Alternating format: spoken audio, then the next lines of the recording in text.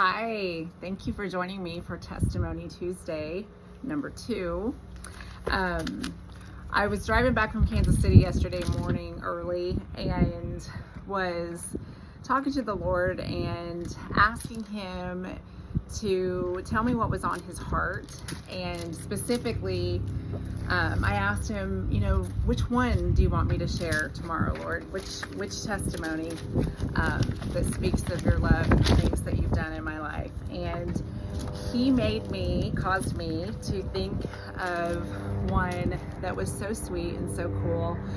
And it's around prayer. It was an absolute direct answer to prayer, like literally within minutes of when my friend and I had prayed about this. So I want to take you back to 2013. In my life, at that time, I was about 2 years into a 4-year process post-divorce where I was working through the stages of grief over the loss of my marriage and what my family unit had looked like. The Lord was really moving me through quite a few things that needed to be looked at and needed to be healed. And at that particular point, He had been working with me on prayer specifically. During that part of that season, I had really felt the heart for the Father to start a prayer group that would meet on Friday mornings. It was a very small group. Sometimes it would be just my friend Crystal and I. Sometimes there might be 3 or 4 or 5 ladies that would show up, and we would just get together on a Friday morning and spend about an hour of time together praying for things for each other and other prayer requests that we knew for others in our lives. And this one particular let me back up just a minute and tell you, in that part of my grief journey post-divorce, I had just been introduced to Joyce Meyer. I'd heard of her, but I'd never really listened to any of her sermons. But particularly what really caught my attention was a book and a series of sermons she did around the battlefield of the mind and the power of our thinking and how the enemy attacks us through strongholds in our mind, and just different things as one of the ways that he really can oppress us in our lives. And I was asking the Lord for scriptures today, just to kind of weave into my story, because I want to speak to the truths and the promises that He gives us in His Word in the Bible. And so this morning He led me to Isaiah 30, verses 20 and 21. And I loved this because it captured where I was in that season. And this is a big part of this story. So in Isaiah, he says, "Although the Lord gives you the bread of adversity and the water of affliction, your teachers will be hidden no more. With your own eyes, you will see them. Whether you turn to the right or to the left, your ears will hear a voice behind you saying, 'This is the way, walk in it.'" And I had been listening to Joyce's, some of her sermons, and I read her book, Battlefield of the Mind. It was tremendously helping me with things that I was struggling with and places I was stuck in that season. And so in listening to like some of her podcasts and things of that nature, she would talk about her Love Life Women's Conference that was coming up that September. And at that time, I was really financially struggling. I was 2 years into being a single mom.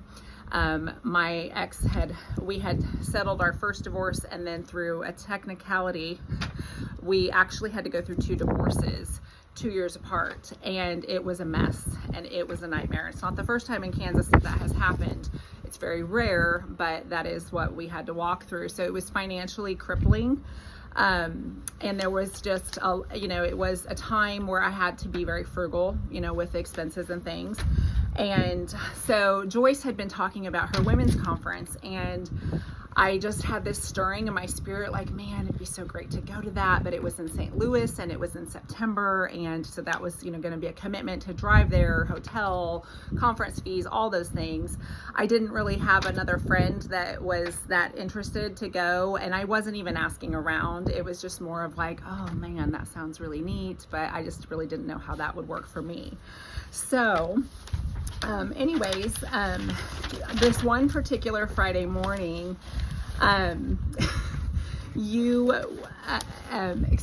this one Friday morning, Crystal and I happened to be the only ones that came to the prayer group that morning, and she was hosting it at her house. And so we spent our time talking and getting caught up on some girl things, and since we had some private time, and then we turned our attention to focusing on prayer.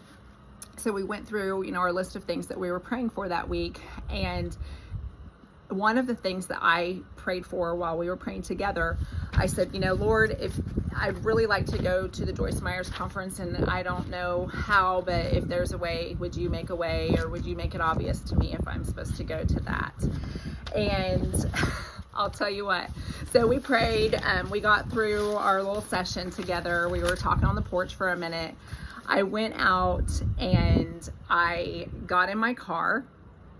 Before I could even pull out of the driveway, the phone rings. And it was my old boss who I had worked for. She co-owned a beauty supply house that wholesales to salons. And so I was a salon rep at that time, or had been.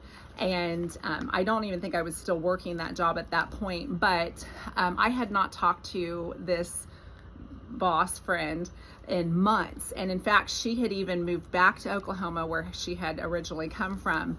And she calls me and she says, hey Azure, she's like, my mom and my sisters and I are going to the Joyce Myers Women's Conference, and we have an extra bed, and are you interested in going? And I was like, what? What did you just say to me? So she tells me again, and I'm like, Carol, you're not even going to believe this. I said, not even 15 minutes ago, I literally just prayed with my friend and asked the Lord to tell me if I'm supposed to go or make a provision. And I said, and then you called me. And it was absolutely amazing. God is so cool. So, one of the other verses that he took me to in Isaiah is Isaiah 65:24, and I love this because it speaks exactly to what happened in that experience. He says, before they call, I will answer. While they are still speaking, I will hear. And that is exactly what my God did. And I really think that aside from that, so I obviously I was able to go to the conference. That alleviated a big chunk of burden as far as, a hotel room for several days, that kind of thing. And so I was able to figure that out and make it work. And it was such a blessing from the Lord, and it was so sweet. And I think, for myself and for my friend Crystal, who prayed together that morning, it was just a beautiful way that the Lord said, I hear you and I answer prayer. And I think that I needed to see that. We think God hears our prayers. We don't really know. Sometimes a lot of prayers we don't see answered that directly or that quickly on this side of heaven. Sometimes it takes years. Sometimes we never see. And then sometimes the answer is no. And so I think sometimes we can get into this prayer habit, and it causes me to raise my awareness of expectation. Like, are you praying, and are you expecting the Lord to answer your prayers? Are you looking for the answer to the prayer? So anyways, I think that was a very important thing that he was showing my friend and I that morning, and just such a neat way to show himself. And then finally, I just wanted to end with sharing Matthew 7 through 11. And Jesus said this. He said, ask and it will be given to you. Seek and you will find. Knock and the door will be open to you. For everyone who asks receives. The one who seeks finds. And to the one who knocks, the door will be opened. Which of you, if your son asks for bread, will give him a stone? Or if he asks for a fish, will give him a snake? If you then, though you are evil, though you are human, you know how to give good gifts to your children, how much more will your Father in heaven give good gifts to those who ask him?